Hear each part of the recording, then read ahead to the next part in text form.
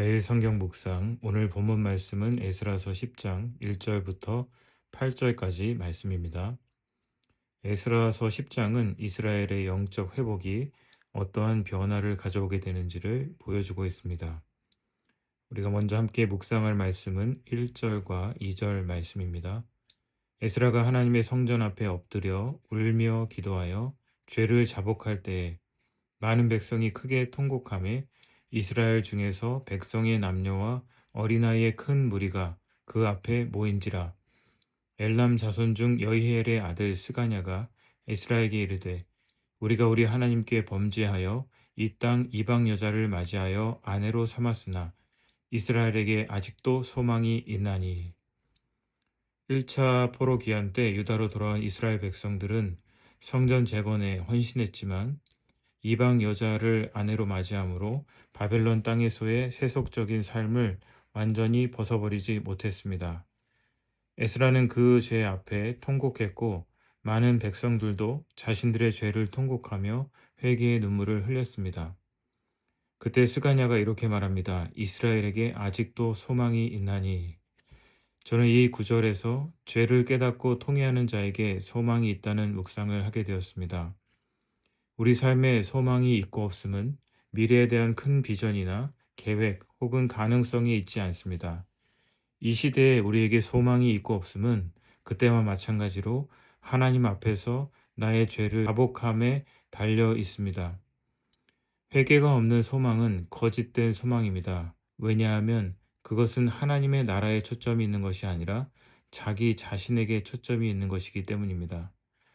에스겔 선지자는 유다가 멸망하기 전에 거짓 선지자들이 하나님께로 돌이키지 않는 백성들을 향해 평안하다, 평안하다고 외쳤음을 말씀하고 있습니다.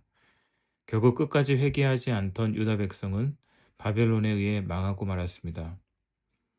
최근 점집에 가는 사람들이 많아지고 있다고 합니다. 그 이유는 마음의 평안 때문이라고 합니다. 그런데 교회를 다니는 성도들 가운데에도 왜 교회를 다니는지 물어보면 많은 성도들이 마음의 평안 때문이라고 대답했다고 합니다. 마음의 평안은 죄를 돌이키지 않고 용서만 바라는 거짓된 소망이 있지 않습니다. 진정한 마음의 평안은 거룩하신 하나님 앞에서 나의 죄를 보고 그런 죄인을 위해 십자가에서 죽으신 그리스도의 은혜를 생각하며 통회하는 마음 가운데 있습니다. 하나님께서 찾으시는 사람은 죄가 없는 사람이 아닙니다. 자기의 죄를 인정하지 않고 모르는 사람도 아닙니다.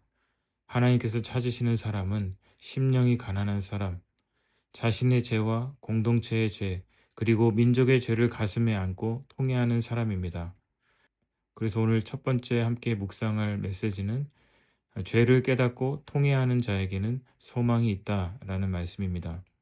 두 번째로 살펴볼 구절은 3절 말씀입니다. 곧 내 주의 교훈을 따르며 우리 하나님의 명령을 떨며 준행하는 자의 가르침을 따라 이 모든 아내와 그들의 소생을 다 내보내기로 우리 하나님과 언약을 세우고 율법대로 행할 것이라. 이스라엘의 회개는 단순히 감정적 동요로 끝나지 않았습니다. 그들은 하나님의 말씀대로 살기로 결단했습니다. 그런데 그들의 결단에는 하나님의 명령을 떨며 준행하던 자, 곧 에스라의 가르침이 있었습니다. 여기서 떨며 준행한다는 말은 하나님의 말씀이 무서워서 떨었다는 의미가 아니라 하나님의 말씀을 무겁게 받아들였다는 의미입니다. 오늘 우리는 많은 말씀을 듣습니다. 그런데 문제는 말씀과 삶의 괴리가 너무 크다는 것입니다. 그것은 하나님의 말씀이 떨며 준행할 만큼 내 귀에 들려지고 있지 않기 때문입니다. 하나님의 말씀이 마음에 들려지지 않는다는 것은 지금 나의 영적 상태가 매우 심각하다는 것을 의미합니다. 왜냐하면 거기에는 죄로부터 돌이킴이 없고 변화와 회복이 없기 때문입니다. 말씀에는 기록된 말씀과 성육신 하신 말씀, 그리고 들려지는 말씀이 있습니다. 기록된 말씀과 성육신 하신 말씀은 과거의 일입니다. 그 기초 위에 성령께서는 오늘 우리에게 들리는 말씀, 곧 레마의 말씀을 주십니다. 우리는 그것을 먹고 살아야 합니다. 들리는 말씀은 정보를 위한 것이 아니라 순종을 전제로 합니다. 그리고 그 순종은 우리의 생각을 바꾸는 원리적인 것이 될 수도 있고 때로는 아주 구체적인 것이 될 수도 있습니다. 그래서 믿음은 감정이 아니라 말씀 앞에서의 떨림입니다. 사도 바울은 빌립보서 2장에서 이렇게 말씀합니다. 그러므로 나의 사랑하는 자들아 너희가 나 있을 때뿐만 아니라 더욱 지금 나 없을 때에도 항상 복종하여 두렵고 떨림으로 너희 구원을 이루라. 여기서 두렵고 떨림은 정죄의 공포가 아니라 하나님의 거룩하심 앞에서 겸손하라는 의미입니다. 이어서 구원을 이루라는 말도 우리 스스로 구원을 이루라는 의미가 아니라 이미 받은 구원을 삶으로 드러내라는 의미입니다.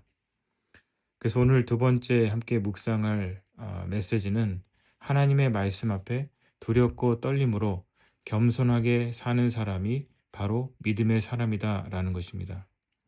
마지막으로 함께 묵상할 부분은 하나님의 명령을 떨며 준행하는 가르침을 따라 이스라엘 백성들이 이 모든 아내와 그들의 소생을 다 내보내기로 하고 하나님과 언약을 세우고 율법대로 행할 것이라 결단한 것입니다. 이스라엘의 회개는 단순한 종교적 의식이 아니었습니다. 회개는 그들의 법적, 공동체적 개혁으로 이어졌습니다. 그것은 그들이 이방 나라에 익숙해진 방식이 아니라 하나님의 방식대로 행하기를 결단한 것이었습니다. 그들은 결국 자신들이 행했던 그 이방 여인들과의 결혼을 포기하고 그것을 내려놓는 결단을 하게 되었습니다. 저는 이 부분에서 사랑을 묵상하게 되었습니다. 요한복음 14장 15절에서 주님은 너희가 나를 사랑하면 나의 계명을 지키리라 말씀하셨습니다. 거듭난 신자에게 율법을 지키는 것은 의무나 상벌 때문이 아니라 사랑 때문입니다. 우리가 부모님 말씀에 순종하는 것은 부모님의 말씀이어서가 아니라 어찌 보면 부모님에 대한 사랑이 있기 때문인 것과 마찬가지입니다. 결국 사랑이 없으면 순종도 없는 것입니다. 이 부분에서 우리는 그리스도의 사랑을 묵상하지 않을 수 없습니다. 에스라는 이스라엘의 백성들의 통원 때문에 통해야 했지만 그리스도께서는 십자가에서 우리의 죄, 나의 죄 때문에 눈물을 흘리셨습니다. 그리스도께서는 십자가 위에서 온몸이 떨리는 고통 속에서도 하나님의 말씀에 죽기까지 복종하셨습니다. 그리스도께서는 죄가 없으심에도 나무에 달리심으로 우리를 대신하여 하나님의 저주의 대상이 되셨습니다. 사도 바울은 빌립보서 2장 5절에서 8절까지 이렇게 말씀합니다. 너희 안에 이 마음을 품으라. 곧 그리스도 예수의 마음이니 그는 근본 하나님의 본체시나 하나님과 동등됨을 취할 것으로 여기지 아니하시고 오히려 자기를 비워 종의 형체를 가지사 사람들과 같이 되셨고 사람의 모양으로 나타나사 자기를 낮추시고 죽기까지 복종하셨으니 곧 십자가에 죽으심이라. 그리스도께서는 죽기까지 복종하심으로 우리를 향하신 하나님의 사랑을 확증하셨습니다. 사랑은 감정이 아니라 순종입니다. 순종이 있는 사랑이 진짜 사랑입니다. 하나님께서는 이 사랑으로 이스라엘 백성들을 하나님께로 돌이키셨습니다. 그들은 하나님을 다시 주인으로 인정하고 하나님의 말씀을 삶의 기준으로 삼았으며 하나님이 기뻐하시는 방식으로 자신들의 삶을 드렸습니다. 오늘 우리의 사랑은 무엇으로 증명되고 있습니까? 말씀을 아는 것, 예배를 드리는 것, 감동을 받는 것, 하나님 앞에서 사랑은 언제나 순종으로 입증되는 것입니다. 고린도전서 13장 13절에 그런즉 믿음, 소망, 사랑 이 세 가지는 항상 있을 것인데 그 중에 제일은 사랑이라 말씀합니다. 그래서 오늘 말씀의 결론으로 저는 이렇게 제 자신에게 그리고 이 말씀을 듣고 있는 성도님들에게 도전하고 싶습니다. 참된 하나님의 사람은 지식의 사람이 아니라 십자가의 사랑과 긍휼이 실제 말과 표정과 선택 속에서 흘러나오는 사람입니다. 저는 오늘 말씀을 묵상하며 지난 시간 저의 말과 표정과 선택 속에 십자가의 사랑과 긍휼이 흘러나가지 못했던 시간들을 회개합니다. 오늘 이 말씀 앞에서 성도님들 또한 하나님 앞에 통해야 하는 심정으로 나아가 그 은혜를 누리시기를 축복합니다. 기도하겠습니다. 하나님 아버지 은혜를 감사합니다. 오늘 말씀을 통해서 죄를 깨닫는 자에게 소망이 있다는 것을 보게 하시니 감사합니다. 하나님 아버지, 오늘 우리가 하나님 앞에서 우리의 죄를 인정함이 회복의 시간인 줄 믿습니다. 먼저 우리의 죄를 보게 하시고 그것을 하나님 앞에 낱낱이 고백할 때 우리를 긍휼히 여겨주시는 하나님의 은혜를 경험하게 하여 주옵소서.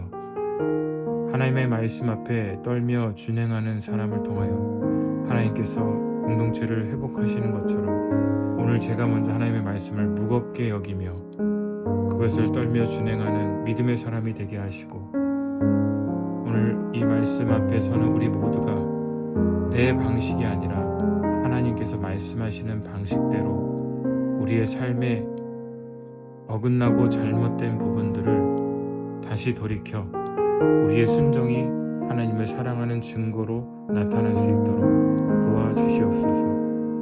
예수 그리스도의 이름으로 기도드립니다. 아멘.